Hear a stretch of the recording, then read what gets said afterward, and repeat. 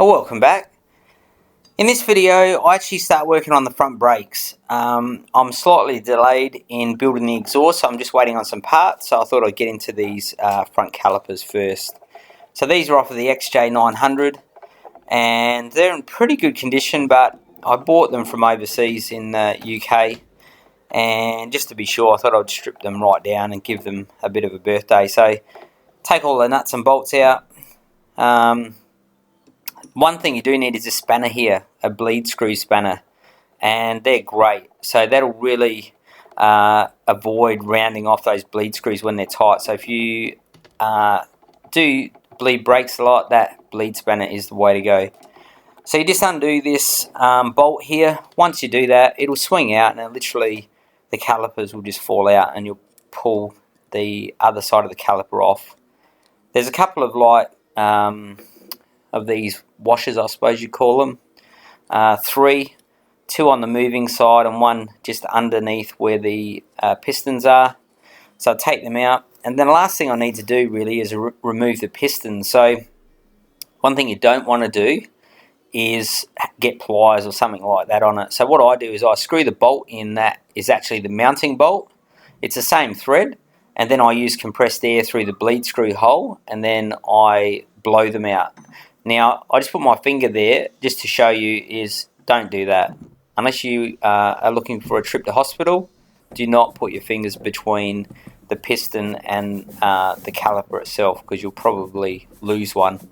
The other thing is you don't need excessive air. Just take your time, and you can hear what I'm doing, just gradually blowing these out.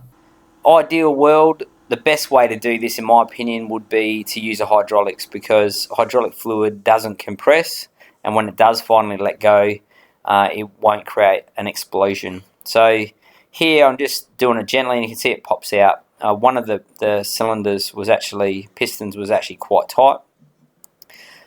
Once I had that one, the other one was almost out. I just pulled it out by hand. Once I got to this point, I just separate everything into the pieces, individual pieces, and what I like to do is use my soda blaster. I think it's fantastic. So it cleans it up nice, makes it all ready for paint. So you should have two mounting bolts. There's a hydraulic hose bolt, a bleed screw bolt, one bolt there to hold the caliper, 4 seals, and that's about it. So it's not overly complicated. Here's my sandblaster, and as I said, I've never actually used sand. I always use bicarb soda, which I think works excellent on aluminium. It's really cheap as well. I got that sandblaster just off of eBay, so if you type in sandblaster, you'll probably see that very one. It's only about $20 or so, and you can adjust the flow of the media out of it. So I haven't got it on a lot because you don't need a lot, and you can see it here. It just works so good with this sort of thing. So much better than getting a wire brush out and spending a lot of time trying to clean it. This gets in all the nooks and crannies. So I'll give it a clean. See there the bolts, everything. Soda blast it. As I said, you can see it here, it just comes off real easy. And the other good thing with bicarb soda is once I do this, I blow it down with air first, and then I put it under water and just flush out any soda that might be left. Because you don't want to have any soda left over, and particularly on the internals are probably going to create some wear. So I wash them out with water. Also just clean up this piston. So I clean all the pistons with 800 wet and dry. And in this case, the ones I ended up buying, you can see there, they're in really good nick. So awesome. The only thing I found from the ones I bought was, as I said earlier, one of the pistons was a little bit on the tight side. So I blow it out with air, and then what I do is once it's all dry, I paint them. I do put rags in where those pistons are because you don't want paint in there. I'm using VHT caliper paint, which is heat resistant to, I don't know, 400 and something degrees Celsius, which, there's no chance that these calipers are going to get that hot, I wouldn't think. But this paint's really good. It seems to have a lot of pigment in it, so it colours really well. A couple of coats, and do the same on all the bits, and then let it dry, and turn out awesome. So I hang them up for a few hours, and you can see the finish on it. Real happy with that. So here's all the bits laid out.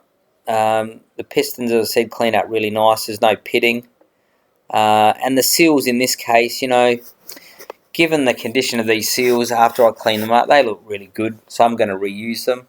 It's up to you. I mean, if there was any wear on them, I'd just buy a new set. But I'm very confident that they'll be fine. So I put the seals in first. Take care not to damage the faces of them. And put the large seal in. There's a larger piston and a smaller one on the XJ900. The top seal is more of a dust seal, if you like, just to stop crap getting in there.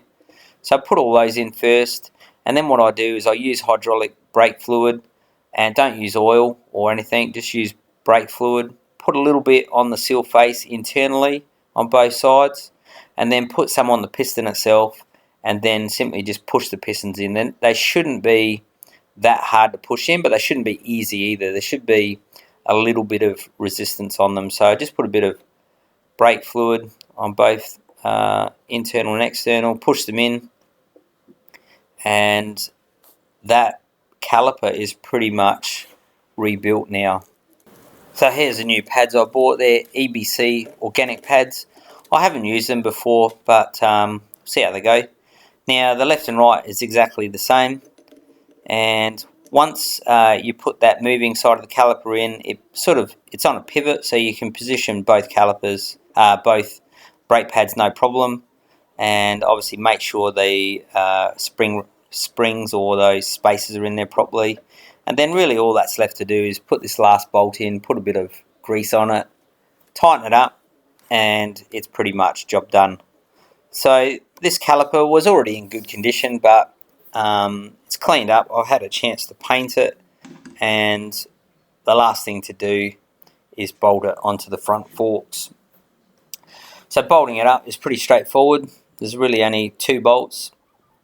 What I need to do from here is I'm going to buy some braided hoses, probably Goodrich hoses, because they're ADR approved in Australia and they have the other DOT approvals and so forth. So I'll do that a bit later, but I just wanted to get both of these calipers done. So this is how I did it. You can see one side, I basically duplicated the process for the other side. So this is all done now. And in the next video I should have the exhaust bits, and I'll continue on or start building my custom exhaust, which I'm hoping will be fairly unique on an XJ650. Anyway, a lot more to go. I'll see you in the next video. Stay tuned.